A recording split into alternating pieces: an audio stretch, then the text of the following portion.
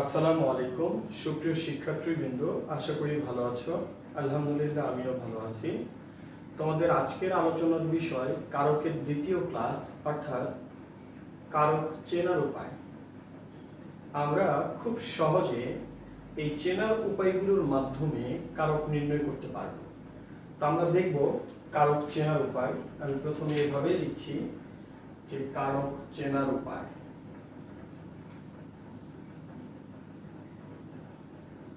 কারক চেনার উপায়। প্রথমত আমরা কর্তৃকারক চেনার উপায় দেখব। 1 নম্বর, কর্তৃকারক চেনার উপায়।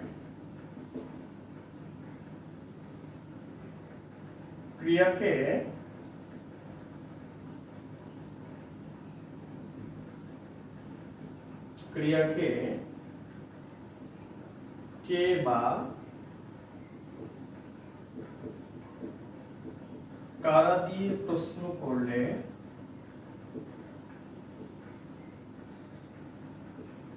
যে উত্তর পাওয়া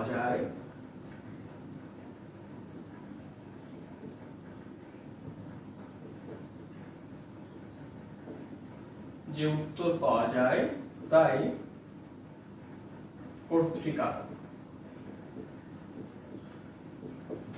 এইটা কিন্তু কর্তৃকারকের সংজ্ঞা নয়, এটা শুধু কর্তৃকারক চেনার উপায়। তো আমরা কর্তৃকারক চেনার উপায় দেখতে গিয়ে দেখলাম যে ক্রিয়াকে কে বা কারা দিয়ে প্রশ্ন করলে যে উত্তরটা খুঁজে পাওয়া যাবে ওই উত্তরটাই মনে করতে হবে যে কর্তৃকারক, অর্থাৎ ওই বাক্যের কর্তা। ইংরেজিতে যেটিকে আমরা সাবজেক্টিভ কেস হিসেবে জানি। তো আসো আর একটা কথা তোমাদের স্মরণ করিয়ে দিই, যে কোনো কারক নির্ণয়ের ক্ষেত্রে প্রথমত তোমাকে ক্রিয়াপদকে প্রশ্ন ছুড়ে মারতে হবে। তো এই জন্য আমি এখানে তোমাদের মনে রাখার তাগিদে লিখছি যে কারক নির্ণয়ের ক্ষেত্রে সবসময় ক্রিয়াপদকে প্রশ্ন করতে হয়। যদিও মনে হয় পূর্বের ক্লাসে লিখেছি, তারপরও লিখছি, কারক নির্ণয়ের ক্ষেত্রে সবসময়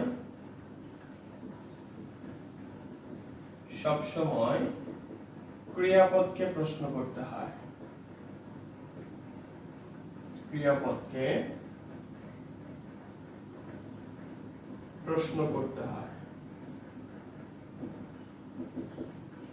তার মানে কারক নির্ণয় করতে গেলে ক্রিয়াপদকেই প্রশ্ন করতে হবে। তো আমরা একটু কর্তৃকারক যেহেতু চেনার উপায় দেখছি, সুতরাং আমরা ক্রিয়াকে প্রশ্ন করার মাধ্যমে কর্তৃকারক খুঁজে বের করব। যেমন বলা হচ্ছে যে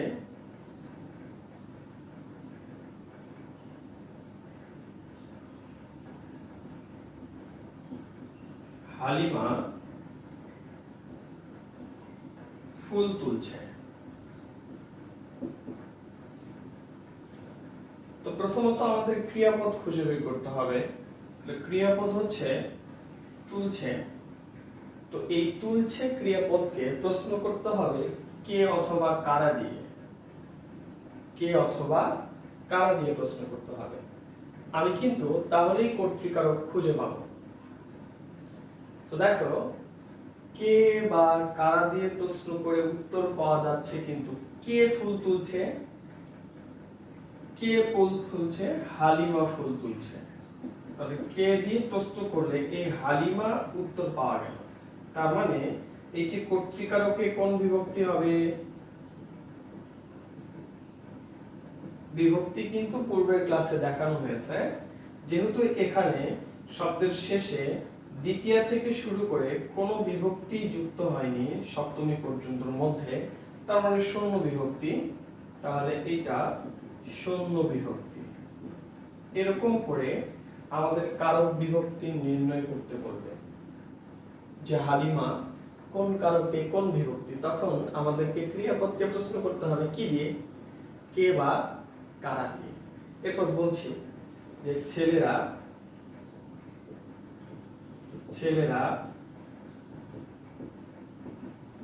ক্রিকেট খেলছে। তো কারা ক্রিকেট খেলছে, এই যে কারা দিয়ে প্রশ্ন করলে উত্তর কিন্তু আসে ছেলেরা ক্রিকেট খেলছে। আমরা ক্রিয়াপদকে প্রশ্ন করব সব সময়। তাহলে ছেলেরা ক্রিকেট খেলছে, সুতরাং ছেলেরা কর্তৃকারকে, যেহেতু কোনো বিভক্তি যুক্ত হয়নি, শূন্য বিভক্তি হবে, শূন্য বিভক্তি। তার মানে আমরা বুঝতে পারলাম যে কর্তৃকারকের সংজ্ঞা প্রকারভেদ ব্যতীতই কর্তৃকারক নির্ণয় করা সম্ভব শুধু চেনার উপায় দেখে। এরপর আমরা দেখব কর্মকারক চেনার উপায়। আসো কর্মকারক চেনার উপায় দেখি আমরা। 2 নাম্বার কর্মকারক চেনার উপায়। কর্মকারক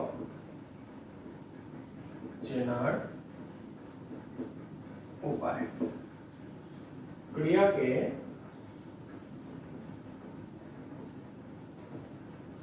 কি বা কাকে দিয়ে প্রশ্ন করলে, কাকে দিয়ে প্রশ্ন করলে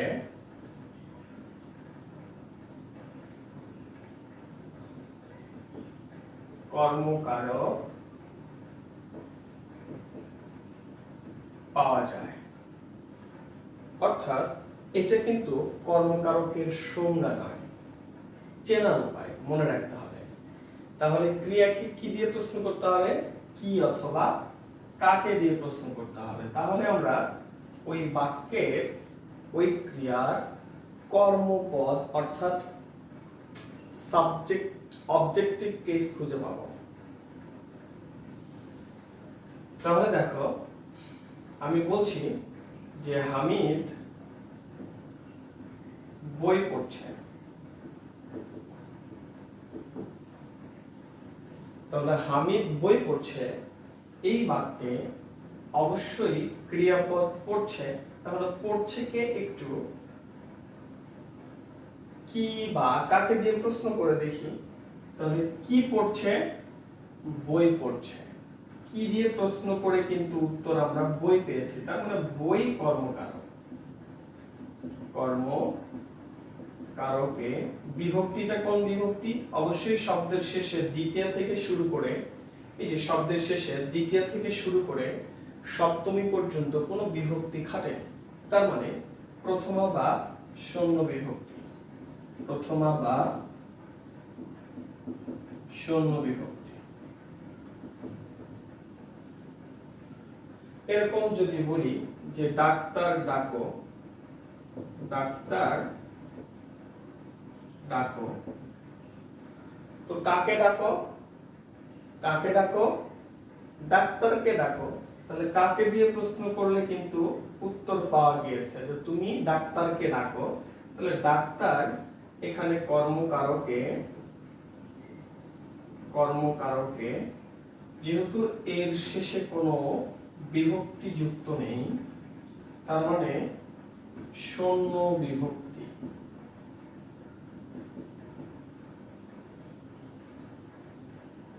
ডাক্তার। আচ্ছা, এরকম ভাবে কি বা কাকে দিয়ে প্রশ্ন করে আমরা কর্মকারক খুঁজে বের করতে পারব। যেমন বলা হচ্ছে যে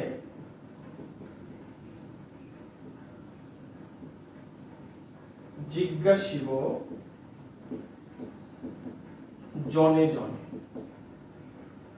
তাহলে কাকে জিজ্ঞাসিব, জনে জনে জিজ্ঞাসিব। তো কোন বিভক্তি হবে, কাকে জিজ্ঞাসিব, জনে জনে জিজ্ঞাসিব। তো তাহলে জনে জনে উত্তর পাওয়া গিয়েছে। সুতরাং কর্মকারকে কোন বিভক্তি?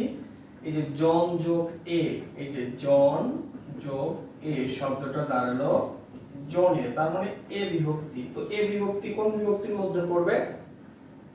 পূর্বের ক্লাসে কিন্তু দেখানো হয়েছে যে সপ্তমী বিভক্তি হবে, তাহলে এটা সপ্তমী বিভক্তি। এই হচ্ছে কর্মকারক চেনার উপায়। এখন আমরা চলে যাব করণকারক চেনার উপায়।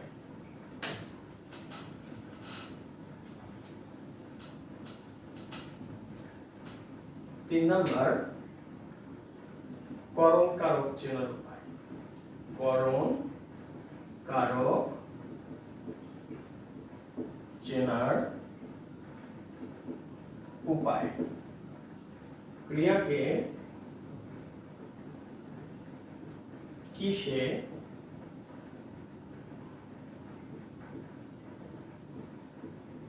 কিসের দ্বারা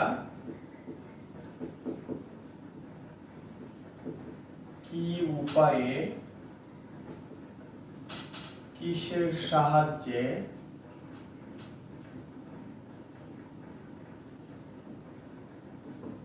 কিভাবে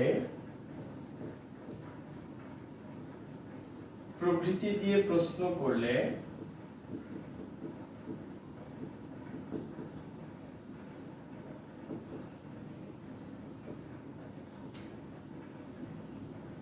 যে উত্তর পাওয়া যায়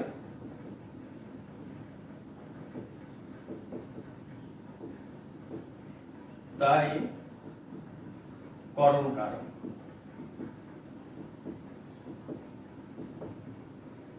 তাহলে দেখো সুপ্রিয় শিক্ষার্থী,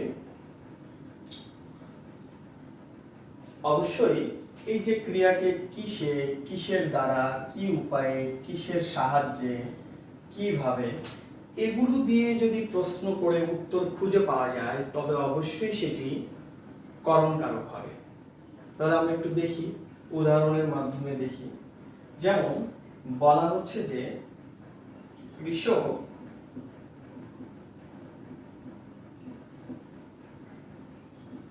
লাঙল দ্বারা জমি চাষ করে। তাহলে এখানে ক্রিয়াপদ চাষ করা, তাহলে কৃষক কার সাহায্যে বা কার দ্বারা বা কিসের দ্বারা জমি চাষ করে? এই যে দেখো কিসের দ্বারা জমি চাষ করে? নাঙল দ্বারা জমি চাষ করে। তার মানে বোঝা যায় যে নাঙল দ্বারা করণকারক, আর দ্বারা যেহেতু দেওয়া আছে আমরা জানি যে দ্বারা দিয়া কর্তৃক তৃতীয়া বিভক্তি, সুতরাং এইটা আমরা লিখব যে করণকারকে তৃতীয়া বিভক্তি। এরকম আমরা আরো উদাহরণ দিতে পারি। যেমন বলা হচ্ছে যে সাধনায় ফল লাভ করা যায়। তাহলে একটু প্রশ্ন করে দেখি যে কিসে ফল লাভ করা যায়? ক্রিয়াপদকে প্রশ্ন করে দেখি কিসে লাভ করা যায়? সাধনায়। কিসে লাভ করা যায়? সাধনায়। তার মানে এই যে কিসে দিয়ে প্রশ্ন করলে আমরা উত্তর খুঁজে পাই সাধনায়, তাহলে এই শব্দটি হচ্ছে করণকারকে। যেহেতু শব্দের শেষে অন্তস্থ অ আছে, সুতরাং আমরা ইতিপূর্বে দেখেছি যে এ অন্তস্থ অ তে এগুলো যদি শব্দের শেষে যুক্ত থাকে তাহলে অবশ্যই সপ্তমী বিভক্তি হয়। তার মানে এইটি সপ্তমী বিভক্তি। এরকম আরো অহরহ অনেক উদাহরণ আছে। তার মানে আমরা যদি মনে করি যে কিসে কিসের দ্বারা কি উপায়ে কিসের সাহায্যে কিভাবে এগুলো দিয়ে প্রশ্ন করে উত্তর খুঁজে পেলে অবশ্যই সেটি করণকারক হবে। আমরা চলে যাব সম্প্রদান কারক চেনার উপায়।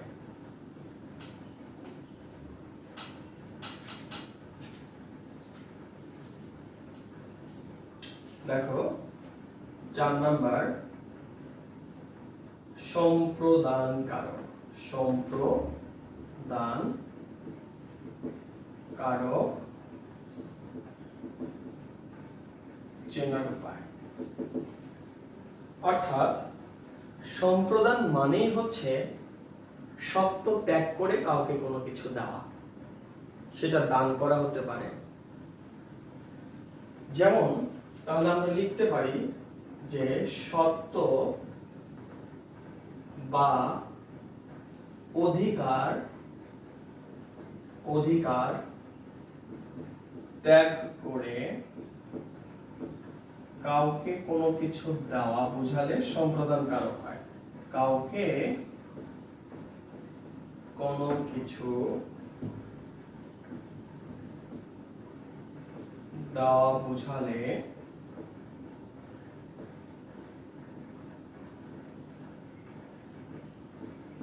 সম্প্রদান কারক হয়। তাহলে একটু লক্ষ্য করে দেখি যে সত্য বা অধিকার ত্যাগ করে যদি কাউকে কোনো কিছু দেওয়া বোঝায়, তো কথার কথা আমরা যখন শিক্ষকদের বা গুরুদের সম্মান করি, শ্রদ্ধা করি, ভক্তি করি, তখন কিন্তু কোনো সত্যের বিনিময় করি না, ওইটা অধিকার ত্যাগ করেই সম্মান শ্রদ্ধা করি। যেমন তাহলে আমি বাক্যটা এরকম করে লিখছি যে গুরুকে ভক্তি করো। তো গুরুকে ভক্তি করো, এই গুরুকে ভক্তি করা অর্থাৎ শিক্ষককে সম্মান করা, শ্রদ্ধা করা, এইটাতে কিন্তু কোনো অধিকার বা সত্য থাকে না, ত্যাগ করে দেওয়া বোঝায়। আমরা প্রত্যেক শিষ্যই গুরুদেরকে কোনো কিছুর বিনিময় ছাড়াই সম্মান করি, শ্রদ্ধা করি। হঠাৎ করে রাস্তা দিয়ে আমার কোনো ছাত্র যাচ্ছে, আমাকে সালাম দিয়েছে, তো আমি বললাম যে বাবা কেমন আছো? সে বললো যে জি স্যার ভালো আছি, আপনি ভালো আছেন? তো আমি বললাম হ্যাঁ ভালো আছি। এখন ও কি পিছনে ঘুরিয়েই যাওয়ার পথে কি বলবে যে স্যার 100 টাকা দেন, আমি আপনাকে সালাম দিয়েছি এর বিনিময়ে? না। পৃথিবীর কোন শিক্ষক, কোন শিষ্যই গুরুদের থেকে কোনো কিছু পাওয়ার আশা করে না, বরং সম্মান, শ্রদ্ধা এগুলো পায়। পৃথিবীতে কোনো বদলোকও যদি থাকে, কখনোই গুরুদের অসম্মান করে না, বরং শ্রদ্ধাই করে, তার বিনিময়ে কোনো কিছু নেয় না, সত্য বা অধিকার ত্যাগ করে দিয়ে দেয়, সম্মান করে, ভক্তি করে, শ্রদ্ধা করে। তার মানে এই যে গুরুকে ভক্তি করো, এটা অবশ্যই কিন্তু আর কর্মকারক হবে না, যে কাকে দিয়ে প্রশ্ন করে উত্তর পাওয়া যাচ্ছে, গুরুকে। স্যার আপনি তো বললেন যে কাকে দিয়ে প্রশ্ন করে যে উত্তর পাওয়া যায় সেটা কর্মকারক হয়, তো এটা তো কাকে দিয়ে প্রশ্ন করে উত্তর পাওয়া যাচ্ছে, তাহলে কি এটা কর্মকারক হবে? না, কর্মকারক হবে না। কেন? কারণ এখানে সত্য বা অধিকার ত্যাগ করে দেওয়া বোঝাচ্ছে, সুতরাং সম্প্রদান কারক হবে। সম্প্রদান কারকে চতুর্থী বিভক্তি দিতে হবে। চতুর্থী বিভক্তি। স্যার আমি যদি এই কে আছে এটা দ্বিতীয় বিভক্তি দিই, দ্বিতীয় বিভক্তি কি হবে না? না। সম্প্রদান কারকের ক্ষেত্রে মনে রাখবা, যেহেতু দ্বিতীয় এবং চতুর্থী বিভক্তি কিন্তু একই রকম, তো সেই একই রকম দেখে শিক্ষার্থীদের মনে প্রশ্ন জাগতে পারে যে আমি এখানে দ্বিতীয় বিভক্তি দিব, দিতে পারবে না। কেন দিতে পারবে না? এখানে একটা সুন্দর শর্ত জুড়ে দিয়েছেন যে সম্প্রদান কারকের ক্ষেত্রে, সম্প্রদান কারকের ক্ষেত্রে কে রে বিভক্তি যুক্ত হলে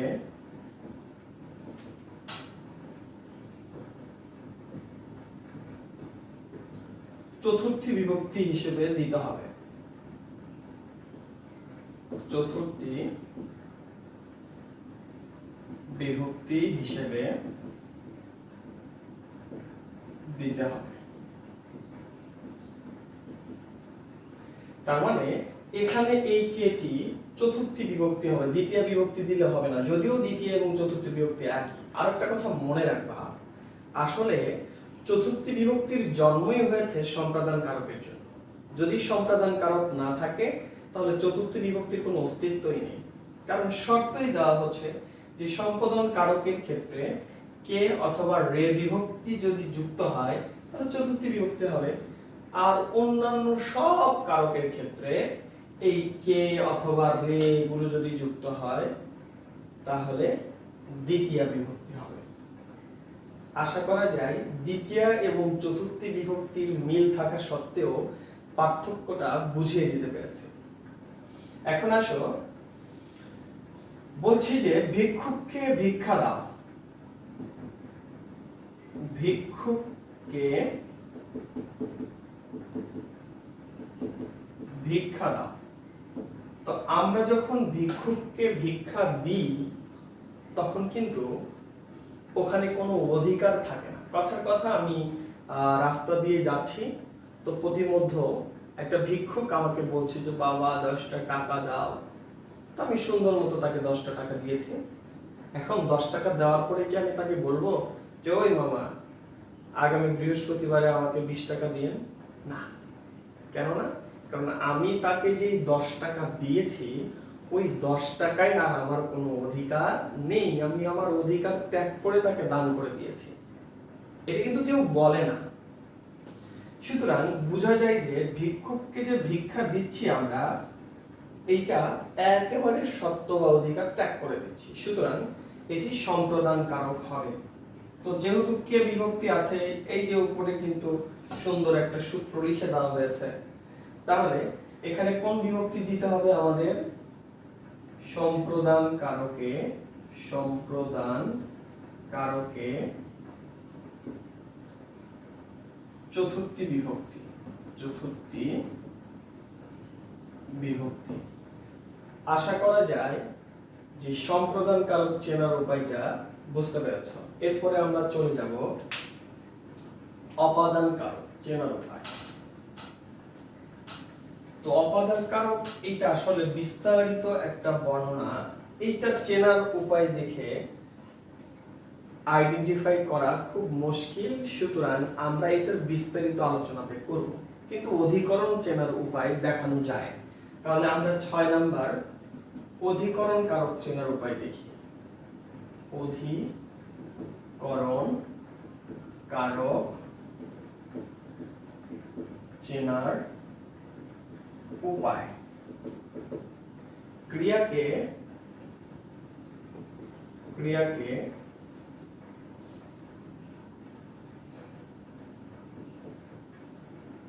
কোথায়,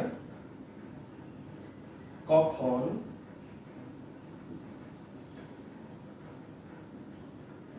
কোন বিষয়ে প্রভৃতি দিয়ে প্রশ্ন করলে, প্রভৃতি না লিখে 3টা বিষয় দিয়ে প্রশ্ন করলে আমরা অধিকরণ কারক পাবো। কোন বিষয়ে দিয়ে প্রশ্ন করলে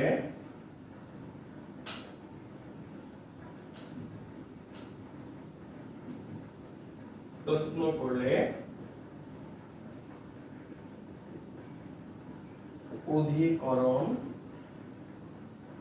কারক পাওয়া যায়। যেমন আমি বলছি যে সকালে বা প্রভাতে,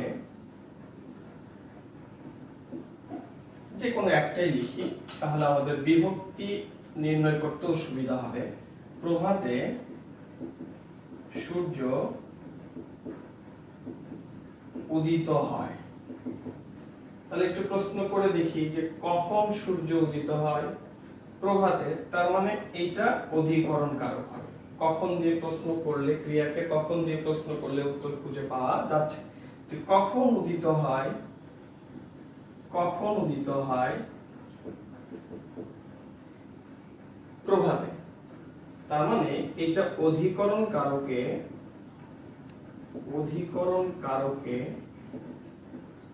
শব্দের শেষে কি যুক্ত আছে? এ বাদ তে দুইটাই একই বিভক্তি, তাহলে অধিকরণ কারকের সপ্তমী বিভক্তি।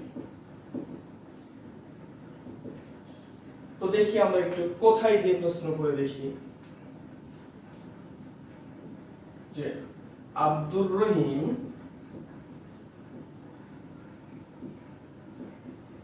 বাজারে গিয়েছে।